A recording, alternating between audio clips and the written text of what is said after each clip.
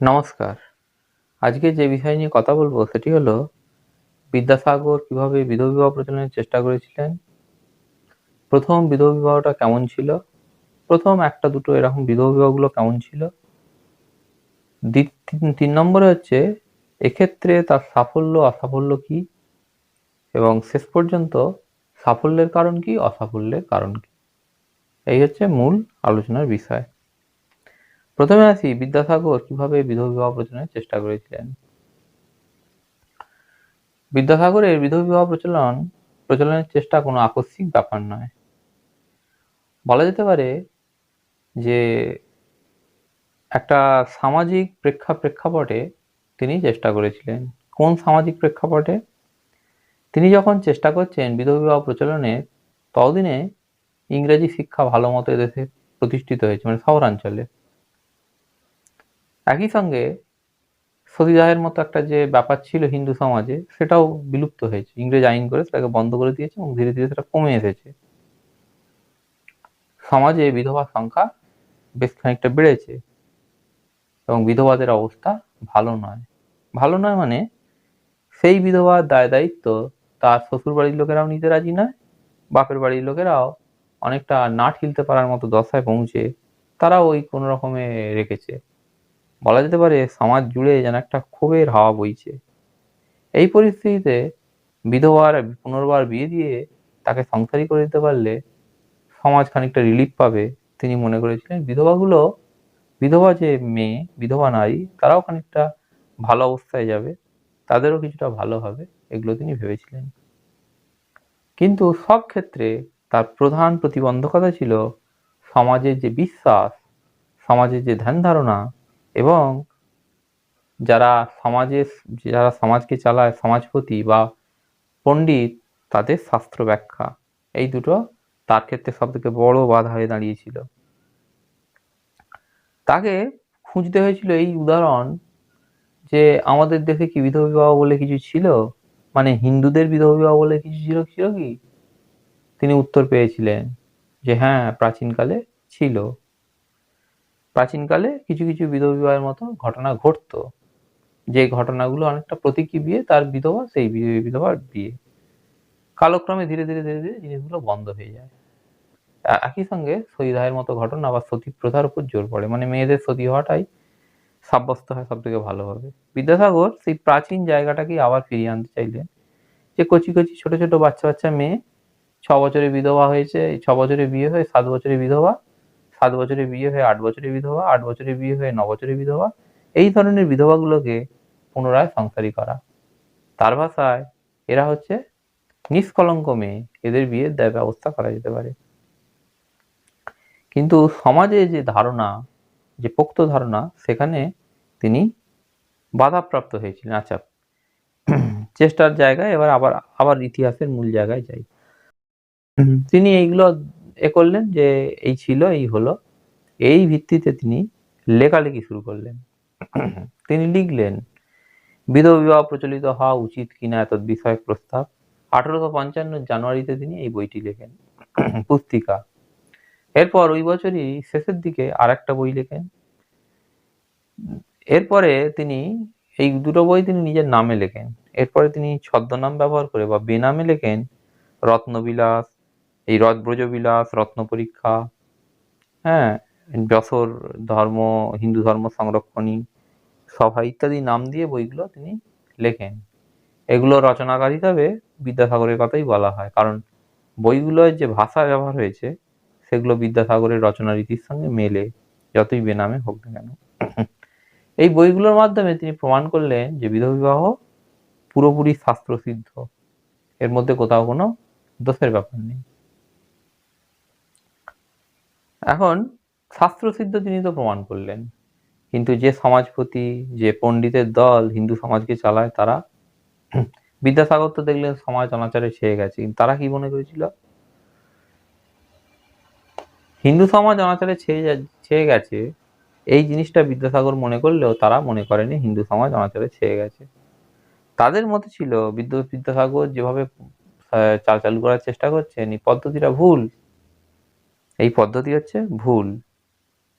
কেন ভুল? একবার যদি এই ধরনের জিনিসকে অনুমোদন দেওয়া হয় তাহলে এটা নিষ্কলঙ্ক মেয়ের বিয়ের ব্যাপার থাকবে না, এটা ধারাবাহিকভাবে ক্রমশ বয়স্ক বিধবা সব ধরনের বিধবার বিয়ের ব্যাপার আসবে, যেটা হিন্দু রীতিনীতি অনুসারে নিন্দিত বা রুচিসম্মত নয়। যদিও হিন্দুর পাশে থাকা মুসলমানের মধ্যে বা যে শাসক খ্রিস্টান তাদের মধ্যে বিধবা বিবাহের ব্যাপার আছে, কিন্তু হিন্দু সমাজ এগুলো থেকে নিজেকে রক্ষা করার চেষ্টা করতো, এগুলো থেকে নিজেকে বাঁচানোর চেষ্টা করতো। তো বিদ্যাসাগর এগুলো লিখলেন, কিছু কিছু লোককে বোঝালেন, কিন্তু লোক তো একবারে অন্যরকম ভাবে বিচার করেছিল। লোক বিদ্যাসাগর মশাইয়ের কথাকে খুব একটা গুরুত্ব দেয়নি, তারা তাদের জায়গায় যে সমাজপতি তাদের কথাকে বেশি মাত্রায় গুরুত্ব দিয়েছিল। বিদ্যাসাগর এই লেখালেখির মধ্যে একবার রাধাকান্ত দেবের সঙ্গে দেখা করলেন, কিন্তু সেখানেও তিনি নিরাশ হলেন, কারণ সমস্ত জায়গা থেকেই একটা বাধা আসতে শুরু করলো, মুখের কথাতেই বাধা, যে এই ধরনের জিনিস প্রচলন করা যাবে না। একবার প্রচলন করতে দিলে প্রথম কথা হচ্ছে তো হিন্দু সমাজের যে বাঁধন সেটা নষ্ট হবে। 2 নম্বর হচ্ছে হিন্দু বিধবা সম্পর্কে অনেক ধরনের সংস্কার চালু ছিল সেকালে। সেকালে আজকে যেগুলো কুসংস্কার সেকালে সেগুলো সংস্কার। সেই সংস্কারগুলো অত্যন্ত ভয়ঙ্কর, যে বিধবা মানে তার স্বামী মারা গেছে তার জন্যই, বিধবা মানে সে অশুচি, তাকে রাখলে, তাকে নিয়ে এলে, তাকে বিয়ে করলে সমাজের ক্ষতি হবে ইত্যাদি বিভিন্ন রকমের জিনিস প্রচলন ছিল। সব মিলিয়ে বিদ্যাসাগর সমাজের কাছ থেকে প্রত্যাখ্যাত হলেন, সমাজের কাছে তার জায়গা হল না। যে লোকেদেরকে তিনি বোঝাতে চাইলেন তারাও অনেকে তার গায়ের কাছে ঘেঁষে তাকে মানে অশ্লীল ছড়া শোনাতে শুরু করলো, তাকে বিকৃত অঙ্গভঙ্গি করে দেখাতে শুরু করলো। তিনি শেষ পর্যন্ত সব দিক থেকে বাধাপ্রাপ্ত হয়ে ইংরেজ সরকারের শরণাপন্ন হলেন। যে ইংরেজ সরকারে যারা ছিল সেই সময় তারা অনেকেই বিদ্যাসাগর মশাইয়ের ছাত্র ছিল, তাই অতি সহজেই 1856 তিনি বিধবা বিবাহকে আইন সিদ্ধ করে ফেলেন, বিধবা বিবাহ আইন সিদ্ধ হয়ে যায়। এইবার আসি প্রথম বিধবা বিবাহের ঘটনাটা কেমন ছিল। প্রথম যে বিধবা বিবাহ সেটা এই আইনকে অনুসরণ করে বা এই আইনকে অবলম্বন করেই 1856 ডিসেম্বরে হয়। পাত্রের নাম হচ্ছে শ্রীশচন্দ্র বিদ্যারত্ন, পাত্রী কালীমতী দেবী। কালীমতী অল্প বয়সে বিধবা হয়েছিল, 6 বছর বয়সে। পরে বিদ্যাসাগরের চেষ্টায় বলা হয় তাকে এই এই যে বিয়েটা এতে ঘটকালি করেছিলেন মৃত্যুঞ্জয় বিদ্যালঙ্কার। যাই হোক, যারা আইনের শরণাপন্ন হয়ে বিয়ে করবে তাদের ঘটকালির দরকার হয়নি, তারা যে কোনো ভাবে চেষ্টা করবে। যাই হোক, পাত্রীর নাম হচ্ছে কালীমতী দেবী। তো এই বিয়েটা যেদিন হয় সেদিন অনেক লোক জড়ো হয়। এই বিয়েটা হয়েছিল কলকাতার সুকিয়া স্ট্রিটে, 10 নম্বর সুকিয়া স্ট্রিট। বিয়ের দিনেতে প্রচুর পুলিশ ওই জায়গায় মোতায়েন করা হয়, ব্রিটিশ পুলিশ। এবং লোকও বিধবা বিবাহ বহুকাল তো হিন্দু সমাজে সব নেই, তাই প্রথম বিধবা বিবাহ দেখতে প্রচুর লোকও জড়ো হয় কেমন করে হচ্ছে জিনিসটা। তো যথারীতি নির্দিষ্ট লগন মেনে রাত 11টা নাগাদ বিয়ে হয়। বিয়ের পর প্রচুর খাওয়া দাওয়া হয়। এই বিয়েতে বিদ্যাসাগরের বন্ধু হিসাবে অনেকে উপস্থিত ছিল, ইয়ং বেঙ্গলের সদস্যরা উপস্থিত ছিল। রামমোহনের ছেলেকে নিয়ে বিতর্ক আছে, রামমোহনের ছেলে সেও উপস্থিত ছিল, সংবাদ প্রভাকর থেকে জানা যায়। এইরকম ভাবে সেকালের বিখ্যাত লোক কিশোরীচাঁদ মিত্র উপস্থিত ছিল, ইয়ং বেঙ্গলের সদস্য হিসাবে প্যারীচাঁদ মিত্র টিত্র করে সব ছিল, এরা সব ছিল সকল। সেই দিন বিয়েতে প্রচুর ভালো মন্দ খাওয়া দাওয়ার ব্যাপার ছিল, খাওয়া দাওয়াও হয়। খাওয়া দাওয়ার শেষে সকলে চলে যায়। বিয়েতে 10,000 টাকার মতো খরচ হয়েছিল। এই হচ্ছে বিয়ের যে ঘটনা সেইটা, যে সেদিনের সমাজ দেখেছিল ব্রিটিশ পুলিশের পাশে ধুতি পরা হিন্দু। আর কি দেখলো? আর দেখলো যে বিদ্যাসাগরের মতো একজন পণ্ডিত মানুষ প্রচলিত যে সমাজ তার বিরুদ্ধে দাঁড়িয়ে একটা বিধবার বিয়ে তিনি দিচ্ছেন। সেকালে কিন্তু বিধবা মানে বিধবাই, বিধবার বিয়ে হবে না বা বিধবার বিয়ে হতে পারে না, এটা ছিল বিশ্বাস। সেখানে বিদ্যাসাগর সেই বিশ্বাসকে ভেঙে বিধবার বিয়ের ব্যবস্থা করেছেন। বিয়ে হচ্ছে, প্রচুর খাওয়া দাওয়া হলো, এবং এই বিয়েতে যে স্ত্রী আচার বলে হয় যেগুলো, শীষচন্দ্রের ক্ষেত্রে সেগুলো সবই হলো। বিয়ের মন্ত্র যেগুলো পড়া হয়েছিল, যেমন বিয়েতে হয় সবই হয়েছিল। শীষচন্দ্রকে ওই যে বরের গায়ে চিমটি কাটা, বরের গায়ে ইয়ে করা, মানে বরকে সুড়সুড়ি দেওয়া, চটুল কিছু গল্প বলা, কানমোলা দেয়া, নাকমোলা দেয়া, এইসব জিনিসগুলো যথারীতি যেমন যেমন হয় সবই হয়েছিল। শীষচন্দ্র তাতে বেশ খুশিও হয়েছিল। তো এই জিনিসগুলো হয়। এই হচ্ছে প্রথম বিধবা বিবাহের ব্যাপার। প্রথম বিধবা বিবাহ যেদিন হলো তার পরের দিন আরেকটা বিধবা বিবাহ হয়। এটা ছিল বাউনের মধ্যে, এতক্ষণ যেটা বললাম এটা বাউনে। এবার হলো কায়স্থর মধ্যে। পাত্র মধুসূদন ঘোষ, পাত্রীর নাম ঠাকুমণি দেবী। এই বিয়েতেও প্রচুর খাওয়া দাওয়ার ব্যবস্থা হয়, প্রচুর উদ্যোগ আয়োজন এগুলো হয়। এইভাবে একটা, দুটো, তিনটে, চারটে, পাঁচটা, ছটা বিদ্যাসাগর বিধবার বিয়ে দিলেন। তার সঙ্গে কয়েকজন সহযোগী ছিল, তারাও বিদ্যাসাগরের সঙ্গে যুক্ত হয়ে যায়। এইভাবে বিদ্যাসাগর বিধবার বিয়ে দিলেন। এইবার আসি বিদ্যাসাগরের, এই ক্ষেত্রে বিদ্যাসাগর এই বিধবা বিবাহ প্রচলনের ক্ষেত্রে তার সাফল্য কি, তার অসাফল্য কি। সাফল্য, বিদ্যাসাগরের সাফল্যের কথা বলি। বিদ্যাসাগরের সাফল্য হচ্ছে, যে বিধবা বিবাহের প্রচলন তিনি হিন্দু সমাজে করতে চেয়েছিলেন, সেই সমাজ তাকে যতই প্রত্যাখ্যান করুক, সেই সমাজের প্রত্যাখ্যানকে অস্বীকার করে তিনি শাসক ব্রিটিশের শরণাপন্ন হয়ে অতি সহজেই বিধবা বিবাহ সম্পর্কিত আইন পাস করাতে পেরেছিলেন। হিন্দু সমাজের কঠোর বিরোধিতা সত্ত্বেও সই সংগ্রহের যাবতীয় প্রচেষ্টাকে ব্যর্থ করে, বলা যেতে পারে রাধাকান্ত দেবের সই বিদ্যাসাগরের থেকে অনেক বেশি থাকা সত্ত্বেও বিদ্যাসাগর জিতে যান এক্ষেত্রে, অর্থাৎ ব্রিটিশ আইন পাস করিয়ে দেয়। ব্রিটিশের আইন পাস করানো থেকে যে কটা বিয়ে তিনি দিতে পারলেন, যারা তার মতো করে বিয়ে করলো, এই ঘটনাগুলো হচ্ছে বিদ্যাসাগরের সাফল্যের মধ্যে পড়ে। বিদ্যাসাগরের সাফল্য এটাও, পরিণত বয়সে বা জীবনের শেষ ভাগে গিয়ে তিনি জানতে পারেন শ্রীহট্টের মতো জায়গাতে কোথাও বিধবা বিবাহ হবে, তার কাছ থেকে টাকা নেওয়া হচ্ছে, তিনি 500 টাকা সাহায্য করেন। এর মাঝে মাঝে ছোটখাটো একটা দুটো ঘটনা বিদ্যাসাগরের বিসিংহের গ্রামেতে, কাছাকাছি গ্রামেতে কিছু বিধবা বিবাহের মতো ঘটনা ঘটে। বৃহত্তর হিন্দু সমাজ, শহর কলকাতার সমাজ বা দূরবর্তী যে প্রেসিডেন্সি গুলো ছিল, সেখান থেকে অল্প অল্প খবর আসতে থাকে বিধবা বিবাহ হচ্ছে। এই জায়গা থেকেই বিদ্যাসাগর তার ভাই শম্ভুচন্দ্রকে পত্রে লেখেন যে বিধবা বিবাহ প্রবর্তন হচ্ছে আমার জীবনে সর্বাধিক বড় সৎকর্ম। বিদ্যাসাগর লেখেন, এই সাফল্যগুলোর প্রেক্ষিতে তিনি এগুলো লেখেন। কিন্তু এই সাফল্য থেকেই শুরু হয় বিদ্যাসাগরের আর একটা গল্প, যে অসাফল্য। তিনি সাফল্য যেটুকু পেয়েছিলেন, কিন্তু তারপরে তিনি অসাফল্যের দিকে ধাবিত হন, বা অসাফল্য তার জন্য অপেক্ষা করে থাকে। এবার আসি বিদ্যাসাগরের অসাফল্যের গল্পে। বিদ্যাসাগরের অসাফল্য কোথায়? তিনি যে বিধবা বিবাহ প্রচলনের চেষ্টা করেছিলেন সেই শুরু থেকে, তিনি লেখালেখি করলেন, তিনি লোককে বোঝালেন, কিন্তু কোনো কিছুতেই লোকও বুঝলুনি এবং লেখালেখিগুলোর কার্যত কোনো ফল করলুনি। এইটা হচ্ছে বিদ্যাসাগরের প্রথম অসাফল্য। দ্বিতীয় অসাফল্য কি?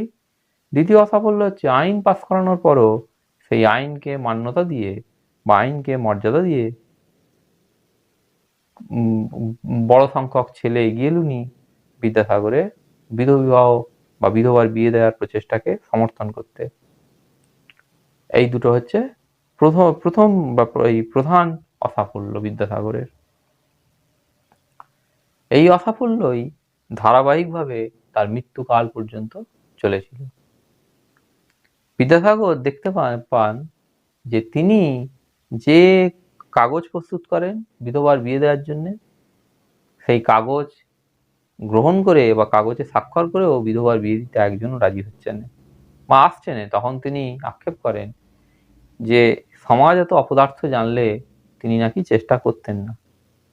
তো এইগুলো হচ্ছে অসাফল্যের পর এই আক্ষেপটা স্বাভাবিকভাবেই আসে, অসাফল্য। এখন দেখা যাক যে তার সাফল্য কেন আর অসাফল্য কেন। এইবার শেষ জায়গায় আসছি, সাফল্য কেন অসাফল্য। বিদ্যাসাগর সফল কেন হলেন? বিদ্যাসাগর সফল হয়েছিলেন যে কটা তিনি দিতে পেরেছিলেন সেই জায়গা থেকে বলি। বিদ্যাসাগর যে কটা যেটুকু সাফল্য পেয়েছিলেন, যে কটা বিধবা বিবাহের মাধ্যমে তার সাফল্য এসেছিল, এই সাফল্যটা ছিল তার কাঙ্ক্ষিত সাফল্য। অর্থাৎ যে কেউ প্রথম যে কোনো নতুন কাজ করলে তার ছোটখাটো সাফল্য আসে। বিদ্যাসাগরও এই সাফল্য পেয়েছিলেন। কিন্তু সেই জিনিসটা গ্রহণ করার পর পাল্টা সমাজ থেকে, পরিবার থেকে এক ধরনের বাধা আসতে শুরু করে। সেই জায়গা থেকে শুরু হয় অসাফল্য। তার সাফল্য এইটুকুই যে তিনি নতুন কথা বলেছেন, প্রমাণ করতে পেরেছেন যে হিন্দু সমাজে বা হিন্দু শাস্ত্রে এর গ্রহণযোগ্যতা আছে, তাই বিধবার বিয়ের ব্যাপার এলো। বিধবার কিছু বিয়ে হলো, কিছু মানুষ বিশ্বাস করলো বিধবার বিয়ে হতে পারে। সেটা বিদ্যাসাগরের সাফল্য। এই সাফল্যটা হচ্ছে অনেকটা আকাশ থেকে পড়া সাফল্য, অর্থাৎ হঠাৎ করেই আসা সাফল্য। এই সাফল্যের কোনো উৎসমূল বা শেকড় বলে কিছু থাকে নেই। এই সাফল্যটা এইভাবে আসা সাফল্য। কিন্তু অসাফল্য কি? অসাফল্য কেন? কি তো বললুম, অসাফল্য কেন? এই অসাফল্য কেন এর কারণ নিহিত আছে ভারতের যে হিন্দু সভ্যতা, হিন্দু সভ্যতার বয়স যদি ৮,০০০ বছরের হয়, সেই ৮,০০০ বছরের পেছনের উৎসমূলে অসাফল্যের কারণ নিহিত আছে। হিন্দু সমাজে বেশ কিছু কথা প্রচলিত আছে। প্রথম একটি কথা, যে কথাগুলো সবই সংস্কৃত যে শাস্ত্র সেখান থেকে আসছে, যে বয়স হয় কিন্তু মন জীর্ণ হয় না কখনো। বিদ্যাসাগর যত নিষ্কলঙ্ক মেয়ের গল্প বলেছেন, সেই নিষ্কলঙ্ক মেয়ের গল্পটা ধাক্কা খায় এইভাবে যে মেয়ের বয়স্ক লোকটার সঙ্গে বিয়ে হলো ৬৪ বছরের, যে ৬৪ বছরের লোকটা ৮ বছর বা ৯ বছরের মেয়েকে বিয়ে করলো, তার কিন্তু মন বুড়ো হয়নি, মনটা কিন্তু যুবকের মতো। সে কিন্তু ওর সঙ্গে যাবতীয় মানে স্বামী স্ত্রীর কাজ করতেই পারে। ফলে ওইটুকু একটা বাচ্চা মেয়ের ওপরও সমাজের সন্দেহ গিয়ে পড়লো যে ওকে বিয়ে করা যাবে না, অর্থাৎ ও নিষ্কলঙ্ক নয়। আচ্ছা, দ্বিতীয় কি? এইটা একটা। দ্বিতীয় কি? দ্বিতীয় হচ্ছে সতী ধারণা। সতীদাহ তো রদ হয়ে গেছে, কিন্তু সতী ধারণার প্রতি সমাজের এক অমায়িক ঝোঁক ছিল, যে ঝোঁক আজও আছে। আজও ভালো মেয়ের পেছনে ছেলেরা ছোটে। তো সেদিনও এই জিনিসটা আরো বেশি ছিল। যে বিধবাকে বিয়ে করতে যাচ্ছে একটা ছেলে, সে প্রথমেই তো মনে করে এইটা, যে বিধবা মানে বিধবা বিয়ে করতে চাইছে, তার মানে বিধবাটার মধ্যে গোলমাল আছে, চরিত্রের মধ্যে গোলমাল আছে, তাই বিয়ে করতে চায়। সমাজের মধ্যে বিধবার অবস্থা খারাপ বা তার কোথাও জায়গা হচ্ছে না, এটা ছেলে যে বিয়ে করতে যাচ্ছে তার ভাবার কথা নয়, বা সে ভাবতেও চায় না। কারণ সকলে বিদ্যাসাগরের মতো উঁচু মানসিকতা বা বিরাট বড় পুরুষ নয়, বলা যেতে পারে মহাপুরুষ নয়, সকলেই সাধারণ মানুষ। বিধবা যে হয়েছে তার সম্পর্কে সমাজের সাধারণ ধারণা হচ্ছে সেদিনে যে বিধবা যে হয়েছে ওটা ওর ভাগ্য, ও বিধবা হয়েছে ওইভাবেই, ও পরের বারে ভালো, মানে পরের বারে জন্ম, এই যে হিন্দুদের পরজন্মের ব্যাপার থাকে, পরের বারে ভালো স্বামী পাবে, ভালো জায়গায় জন্ম হবে, পরের বারে হবে না। তাহলে বিধবা যে এটা তার ভাগ্য, এটা তাকে মেনে নিতে হবে। এই দুটো হচ্ছে প্রধান জায়গা যেখান থেকে বিদ্যাসাগর আটকে যান। ৩ নম্বর যে জিনিসটি কথা বলবো, সেটা বিদ্যাসাগর নিজে জীবৎকালে উপলব্ধি করেছিলেন যে এটাও একটা কারণ, কিন্তু এবং সেক্ষেত্রে তিনি বলেছিলেন যে এরম জিনিস তিনি আর কখনো করবেন না, বা এরম জিনিস তিনি কখনো শেখানোর চেষ্টা করবেন না, কখনো তিনি একে সমর্থন করবেন না। কি সেটা আবার বলুন। ৩ নম্বর যে জিনিসটা সেটা হচ্ছে আধুনিক শিক্ষা। আধুনিক শিক্ষা বিদ্যাসাগরকে আটকে দিয়েছিল। যে আধুনিক শিক্ষা রামমোহন রায়কে সহায়তা করেছিল, সমস্ত লোক আজও জানে যে রামমোহন রায়ের জন্য সতীদাহ নিষিদ্ধ হয়েছিল। জানাটা ভুল, কিন্তু সতীদাহ নিষিদ্ধ হয়েছিল এবং কৃতিত্বটা রামমোহন পেয়ে থাকে। এর পেছনের কারণটা হচ্ছে ইংরাজি শিক্ষা প্রবর্তন। ইংরাজি শিক্ষা রামমোহনকে সহায়তা করেছিল, কিন্তু একই রকমের ইংরাজি শিক্ষা বিদ্যাসাগরকে আটকে দিয়েছিল। এই জিনিসটা বইয়ের মধ্যে ভালো করে লেখা হয়নি। কেন ইংরাজি শিক্ষা আটকে দিয়েছিল? ইংরাজি শিক্ষা যুক্তিবাদের উপর সমাজকে দাঁড় করায়। যে ছেলেটি খুব ভালো লেখাপড়া শিখেছে, ইংরাজি শিক্ষায় শিক্ষিত হয়েছে, সে প্রথম যে জিনিসটা চাইবে, সে যুক্তির ওপরে দাঁড়াবে, যে আমি যদি বিয়ে করতে যাই আর যদি এই অপশন থাকে আমার সামনে, একটি বিয়ে করতে হবে, তাহলে সেই বিয়েটা কেন হবে না একটা নিষ্কলঙ্ক মেয়েকে? কেন আমি বিধবা বিয়ে করতে যাব? কারণ বিদ্যাসাগরের শর্তই ছিল একটা ছেলে একটা বিধবাকে বিয়ে করবে, সে দুটো বিয়ে করতে পারবে না। অর্থাৎ একটা ছেলে একটি বিয়ে করবে এবং সেটা হবে বিধবা। বিদ্যাসাগর আটকে যান। অর্থাৎ আধুনিক শিক্ষা বিদ্যাসাগরকে আটকে দিয়েছিল। এই যুক্তির সামনে দাঁড়িয়ে বিদ্যাসাগর হেরে যান, ওই ছেলেটির কাছে হেরে যান যে ছেলে বিয়ে করতে যাবে তাকে। যেন হিন্দু পুরুষ, এটা আমি বলছি, এটা ভাববাদী কথা, যেন হিন্দু পুরুষ নারীর ওপর এইভাবে প্রতিশোধ নিতে চেয়েছিল যে সতী হওয়ার ছিল, তোরা হলিনি, এইবার বৈধব্যটা পালন কর ঠিক করে। জিনিসটা ঠিক এইরকম ভাবে ঘটে যে যে কেউ বিধবা তার বৈধব্য তাকে পালন করতে হবে, আমরা তাকে উদ্ধার করতে যাবনি, সকলেই ভালো মেয়ের দিকে ছুটবে। বিদ্যাসাগর আটকে যান। বিদ্যাসাগর বুঝতে পারেন জীবনের রূপান্তকালে যে আধুনিক শিক্ষায় শিক্ষিত ছেলে আমার মতের সঙ্গে একবারে অমত। যে কটা শহর ছেড়ে গ্রামেতে বিয়ে হয়েছে, শহরাঞ্চলে বিধবা 1870-এর মধ্যে মোটামুটি শেষ হয়ে যায়। যে কটা গ্রামে হয়েছে সেই গ্রামের লোকেরা আধুনিক শিক্ষায় শিক্ষিত নয়, তাদের কাছে এই প্রথম পড়া যে শাস্ত্রে আছে। এটা আবার বলি, বিদ্যাসাগরের এই শাস্ত্রে থাকার যুক্তি এটা হচ্ছে শেকড় বিচ্ছিন্ন, অর্থাৎ এর কোনো শেকড় নেই, আকাশ থেকে পড়া যুক্তি। কিন্তু যে জায়গা থেকে বিদ্যাসাগর আটকে যান সেটার উৎসমূল রয়েছে 8000 বছর পেছনে, অর্থাৎ সতী নারীর প্রতি ঝোঁক এবং নিষ্কলঙ্ক নারীর প্রতি ঝোঁক বিদ্যাসাগরকে আটকে দেয়। আধুনিক শিক্ষা থেকে তৈরি হওয়া যুক্তিবাদও বিদ্যাসাগরকে আটকে দেয় যে যদি একটি বিয়ে করাই শর্ত হয় তাহলে কেন বিধবাকে বিয়ে, কেন ফ্রেশ মেয়ে নয়, কেন ভালো মেয়ে নয়। ফলে বিদ্যাসাগর আটকে যান। এই হচ্ছে বিদ্যাসাগরের আটকে যাওয়ার মূল কারণ। তো আজকের ভিডিওটা এই পর্যন্তই। কালকে আসবো বিদ্যাসাগর রাধাকান্ত দেবের সঙ্গে দেখা করেছিলেন কিভাবে এবং কি হয়েছিল সেটা নিয়ে বলতে। ধন্যবাদ।